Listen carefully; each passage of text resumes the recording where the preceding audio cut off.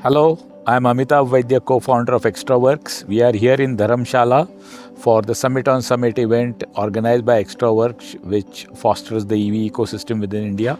And we have with us Mr. Karann Mittal from Caret Capital, and we are going to interact with him and understand his views in this context. So, hello, Karann.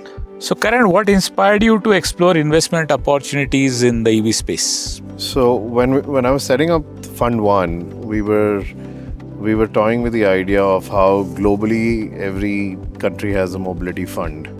That is from, US has funds such as trucks, we see automotive ventures, Israel had Manual Mobility, etc. And India had no mobility fund focusing in this space. And coupled with that, we saw that the Indian ecosystem is ripe for electric vehicles at that point in time. Though the logistics space in India was, and some reports say obviously that, we were spending about 14% of GDP, the cost was 14% of GDP towards logistics. And globally that spend is about 8 to 9%. And India had to reduce or achieve reduction in those costs, and the only way possible was through technological innovation. So when we looked at these two parameters, majorly these two parameters initially, we realized that we as a country need one mobility fund and a catalyst that can help propel this industry forward. Oh, great to know that. Okay. Can you tell us the criteria that Caret Capital considers to evaluate potential investments in the EV sector?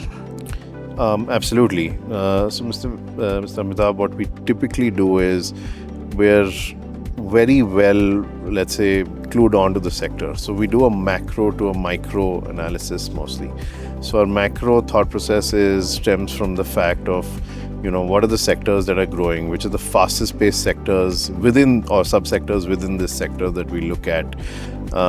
We go deeper into each and every subsegment, understand their growth parameters, and what kind of CAGRs they can achieve over the next 5 to 10 years. And what is the TAM for those, or let's say addressable market across the entire, across this ecosystem. Once we've done that, we zero in on specific subsegments that we want to target. Those subsegments, can be either components, whether it's battery technology, etc., battery recycling, whichever those components are, or whichever the subsegments are of this sector, we evaluate them and we search for companies. So it's a top-down approach rather than a bottom-up approach.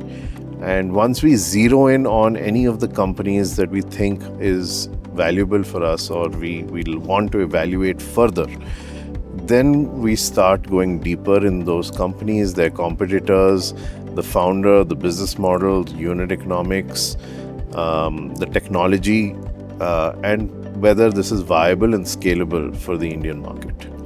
So it's a completely holistic approach that we take to evaluate these companies and ultimately write a check. Very correct, very correct. It is holistic from whatever you have described. Thank you. How do you support EV portfolio companies beyond financial investment? So our thesis anyway is that we do not invest in companies where we cannot add value apart from capital. Okay. So for us, capital is obviously the entry point, and we look at adding value in each of these companies. I think first and foremost, we're investing in the entire value chain, or let's say ecosystem for the EV players in India. When we're investing in that, we automatically are adding value because one player is, reliant on the other player, whether it's a customer or a supplier. So that bringing them into the fold or into the ecosystem itself is adding certain amount of value or substantial amount of value itself. Okay. Second is that we obviously, we take pride that we understand the sector because we've been watching the sector closely for quite some time. And we also we try and fix the business model or guide them in terms of where they should actually, be, what they should consider.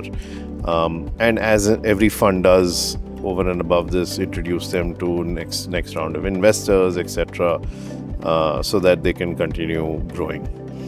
For us, it's extremely important that these companies fix their unit economics and their business models and help build a strong second line of team when they come in, because we're early stage investors, so we do pre-series A investments, and that helps them, or let's say puts them on the path for growth. Quite insightful. Thank you. How does Caret Capital foresee the evolution of the EV industry? Slightly different context. So, no, that's a great question. Now, we've obviously seen, or let's say we've started investing in this industry when there was little or negligible penetration, right? Today, we sit at almost 6.8% penetration across, the entire, let's say, EVs, whether it's three-wheelers, two-wheelers, etc. A lot of that penetration is with e-rickshaws, obviously, but over and above that, there's a lot of adoption that's taking place for gig riders, deliveries, commercial applications. So the government obviously has one target, which is 30% penetration by 2030, which is about 5 years ahead now. But the evolution of this industry has taken place in various steps. First is obviously the adoption phase. Now, we've seen, and this is a phase that we believe has already bypassed us, where all business models were helping adopt or for the adoption of electric vehicles. The adoption of electric vehicles is an economic benefit as of now, and not really only, let's say, clean, but yes, that is a large benefit as well. But economically, they're viable, so everybody's trying to create models that help adopt electric vehicles. The reservation that people typically had is they don't understand the asset, the residual value is unclear, so we do not exactly know what this asset will perform, or how this asset will perform over the next few years. Hence, we saw a lot of business models around rental, subscription, leasing, etc. that accepted, or let's say assisted in the adoption. Now that people have started to understand the asset, and there's data sets that have already been absorbed by all these companies, they understand how battery is working, powertrain is working. Now we believe that the next stage will be to enhance this ecosystem, or let's say grow this ecosystem further, which is by going deeper in each of these components.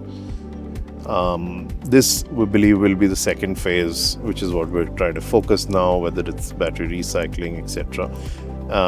And then after this, the third phase is where the consumer adoption will come. Consumers still will obviously rely on all the infrastructure, etc., that has been built by commercial players, or mostly fleet have used, and then it'll evolve from there on. This is how we believe that the evolution of the industry will take place.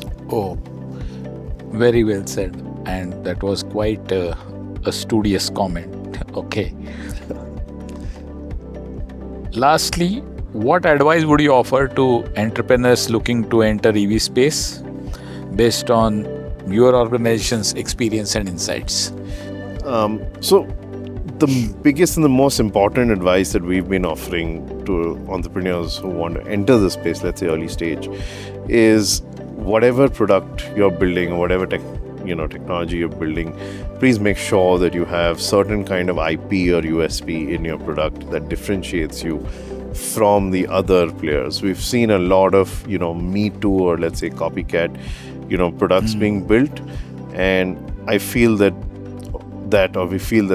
is not how this industry will benefit, and neither will those companies survive for long. Oh, okay. Thanks for all your very useful insights and feedback and interaction, and hope to interact with you more. Thank you. Nice. We really appreciate this. Nice Thank meeting. you for having Thank me. you.